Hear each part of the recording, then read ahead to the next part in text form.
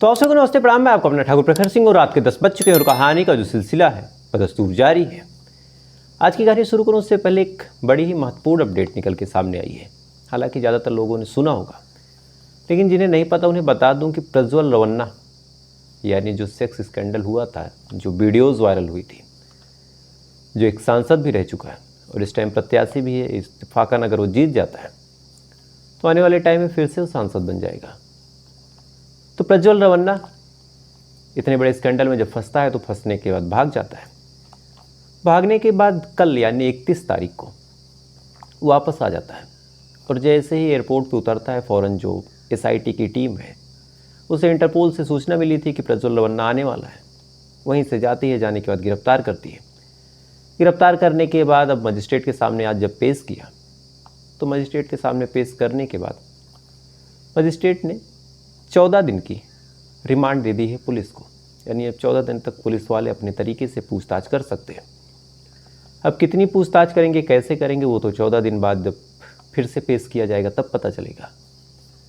और साथ ही प्रज्वल रवन्ना आने से पहले ही अग्रिम जमानत के लिए अपील करता है। कोर्ट ने उस अपील को खारिज कर दिया और कहा कि नहीं, तुमको जमानत नहीं मिल सकती। अगर मिल जाती तो फिर उसे कस्टडी में तो लिया जा सकता था, लेकिन ना ही कोई जेल होती, ना ही कुछ और होता। कभी कभार पूछताछ के लिए बुलाया जाता।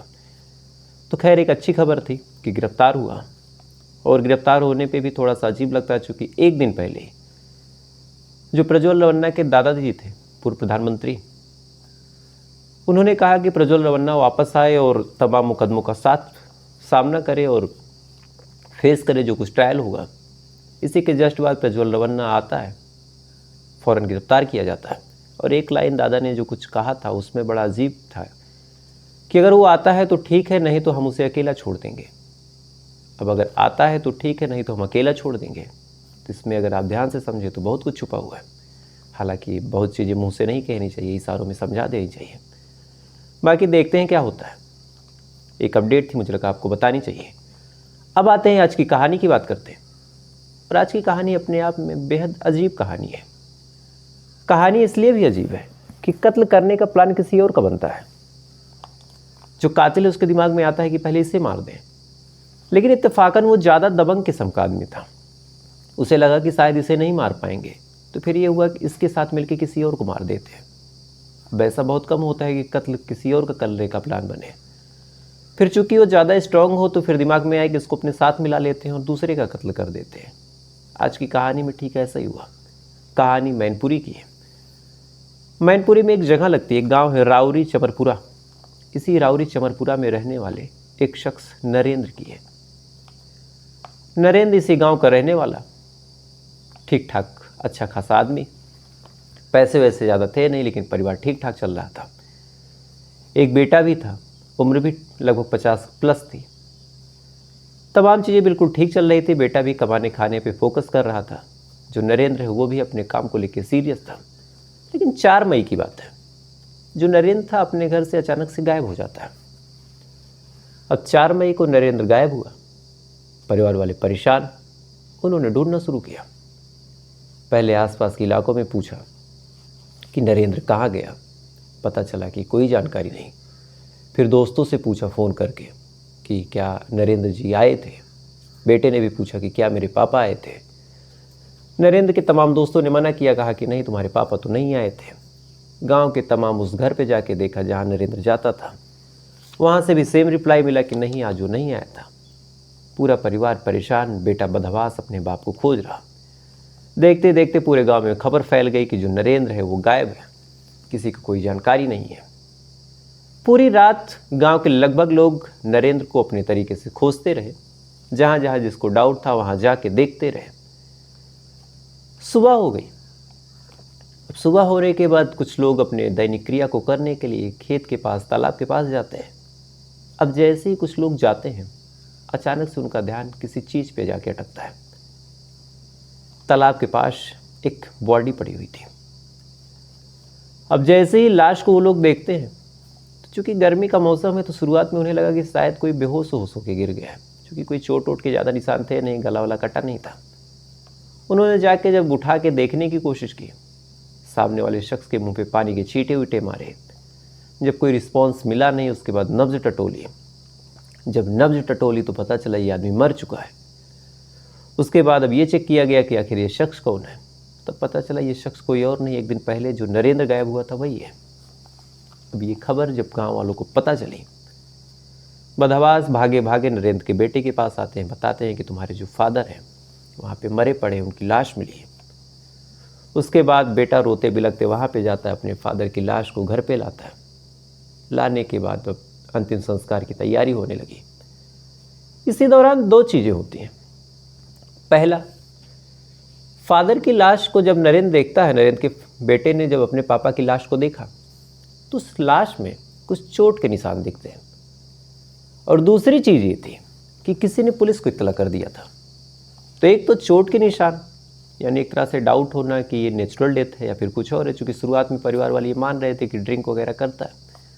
हो सकता है गर्मी से, चूँकि कई लोगों की जान गई इस बीच गर्मी में, तो गर्मी से कुछ हो गया या फिर शराब वराब पिया हो, कुछ ज़्यादा ही पी लिया हो।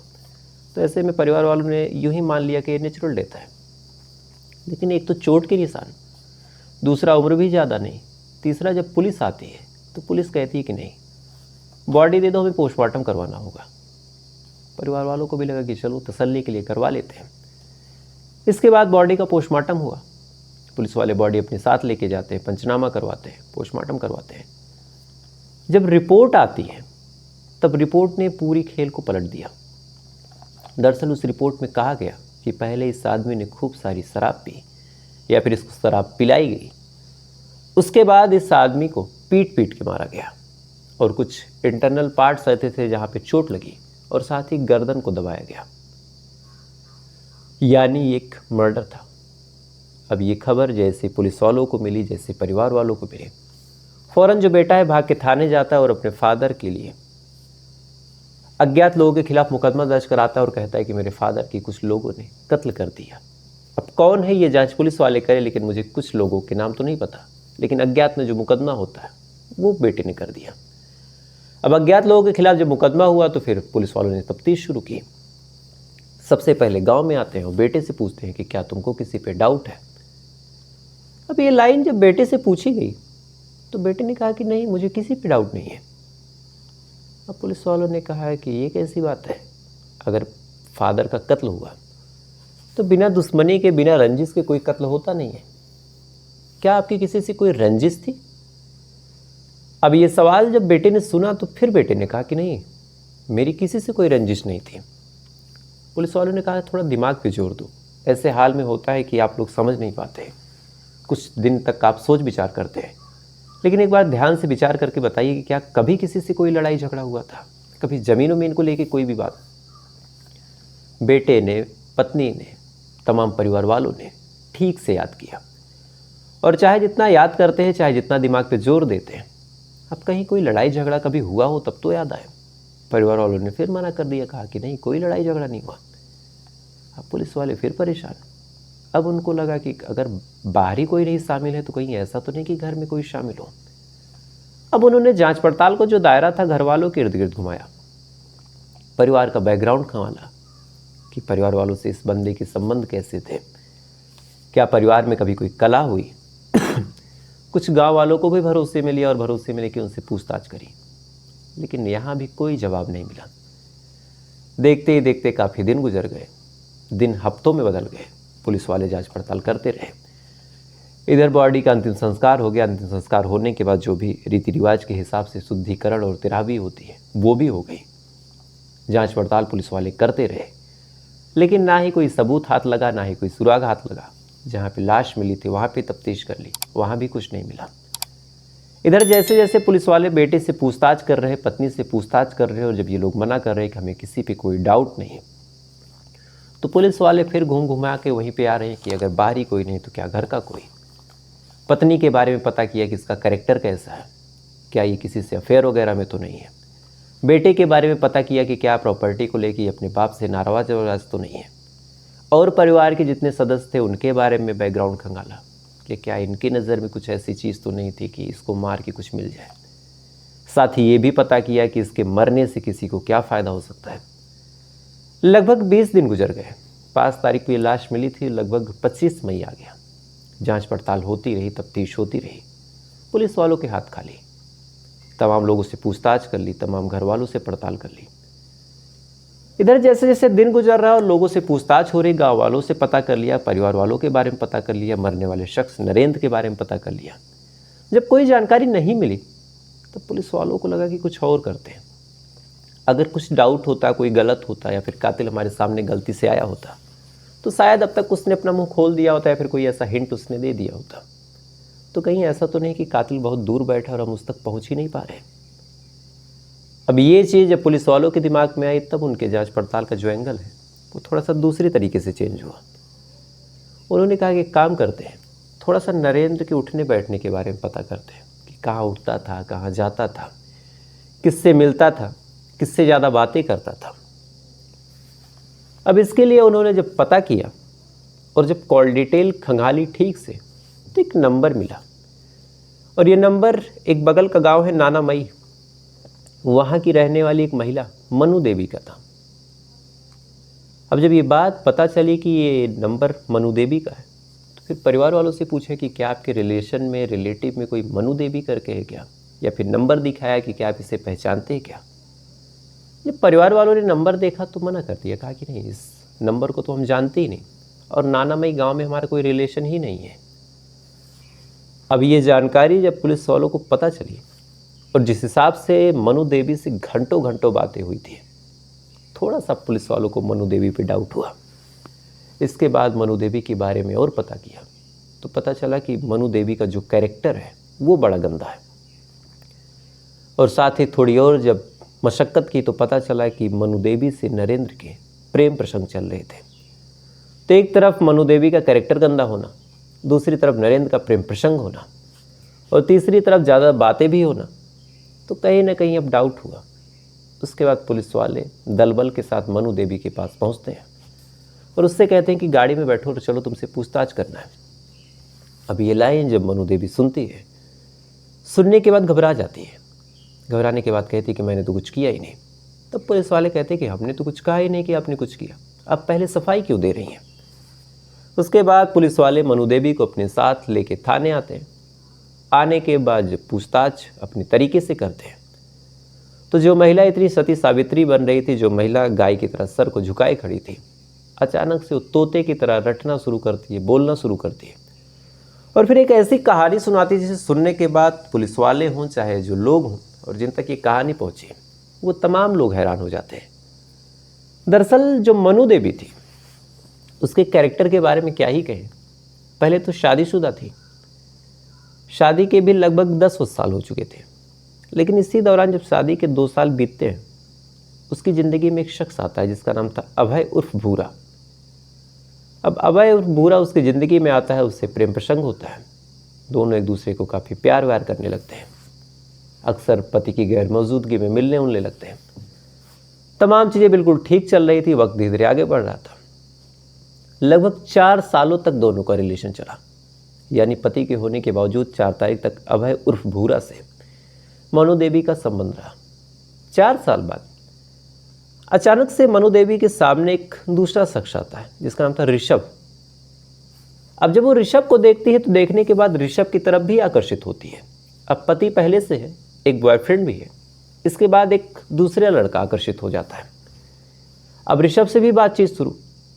अब अभय जो था उसे थोड़ा सा इग्नोर किया गया, उसे मैनेज किया गया कि पति रहता है, और वो टाइम निकाल के अब ऋषभ को दिया जाने लगा। अब ऋषभ से भी बातचीत होने लगी, ऋषभ भी इसके प्यार में पागल हो गया, दोनों एक दूसरे को प्यार करने लगे, अब मिलना जुलना लगा रहा। देखते देखते अभय को भी भनक लग गई कि कोई ऋषभ है, ऋषभ को भी भनक लग गई कि कोई अभय है। मनु देवी ने बीच में सामंजस्य बैठाया कि अभय यार मेरा पहले से प्रेमी है, मैं उसे नहीं छोड़ सकती। इधर अभय को समझाती है कि मेरा जो फाइनेंशियली एक्सपेंस है, यानी जो मेरे खर्चे हैं, वो ऋषभ उठा रहा, तो तुम पे ज़्यादा लोड नहीं है, तो मैंने उन पैसों के लिए उससे दोस्ती की, बाकी प्यार तुमसे करती हूँ। तो अब कायदे से एक पति है और 2 बॉयफ्रेंड है। पति कुछ नहीं जानता, लेकिन दोनों बॉयफ्रेंड एक दूसरे के बारे में जानते हैं, आपस में अंडरस्टैंडिंग चल रही कि तुम कब बात करोगे, उस टाइम मैं फ़ोन नहीं करूँगा, तुम कब मिलने जाओगे, मैं नहीं मिलने आऊँगा। ये तमाम चीज़ें चलती रही। लगभग 3 साल और गुजर गया। 3 साल गुजरने के बाद फाइनली साल 2024 आ जाता है। साल 2024 में मनु देवी की मुलाकात नरेंद्र से हो जाती है। अब नरेंद्र से मुलाकात हुई, नरेंद्र भी उसे काफ़ी पसंद आने लगा। अब पसंद आया तो नरेंद्र से भी दोस्ती हो गई, दोस्ती आगे बढ़ी, नरेंद्र से प्यार भी हो गया। अब जब दोस्ती आगे बढ़ी, नरेंद्र से प्यार हुआ, तो फिर अब नरेंद्र की तरफ ज़्यादा आकर्षण हुआ, नरेंद्र से मिलना जुलना शुरू हो गया। अब इधर जब नरेंद्र से मिलना जुलना शुरू हुआ तो ऋषभ तो सीधा साधा था, उसने कुछ नहीं कहा। लेकिन जो अभय और भूरा था वो थोड़ा सा बदमाश किस्म का आदमी था। जब उसे खबर लगी कि उसकी जो गर्लफ्रेंड है, उसकी जो प्रेमिका है मनु देवी, वो किसी नरेंद्र के संपर्क में है, तो फिर उसने कहा कि उसे हटाओ। अब ये लाइन जब मनु देवी सुनती है तो काफ़ी नाराज़ होती है, क्योंकि जो नरेंद्र था अच्छे खासे पैसे दे रहा था, ठीक ठाक सारी ज़रूरतें पूरी कर रहा था। तो मनु देवी के दिमाग में आया कि मैं उसे क्यों हटाऊँ, मैं अभय और भूरा को ही हटा देती हूँ। लेकिन अभय और भूरा इतने दबंग किस्म का इंसान था कि तमाम प्लान करने के बाद भी जब अभय और भूरा को वो नहीं मार सके और इधर ये मजबूरी बन गई कि नरेंद्र को छोड़ना ही पड़ेगा, तो उसने नरेंद्र को थोड़ा सा इग्नोर किया। जब इग्नोर किया तो नरेंद्र ने थोड़ा सा कहा कि नहीं यार तुम इग्नोर मत करो। इसी दौरान मनु देवी ने कुछ डिमांड रखी कि मुझे इतने पैसे चाहिए, मुझे ये चीज़ें चाहिए। तो फिर नरेंद्र भी कितना ही देता, उसने मना किया, कहा कि यार इतने पैसे तो नहीं हो पाएंगे इस टाइम। अब एक तरफ अभय और भूरा के ऊपर नाराज़गी, नरेंद्र ने भी जब पैसे देने से मना कर दिया तब उसे लगा कि अब एक काम करते हैं, अभय और भूरा को छोड़ते नरेंद्र को ही हटा देते हैं। लेकिन अब अकेले कैसे हटाए, तो प्लान बना। प्लान में अभय और भूरा भी शामिल हुआ और ऋषभ भी शामिल हुआ।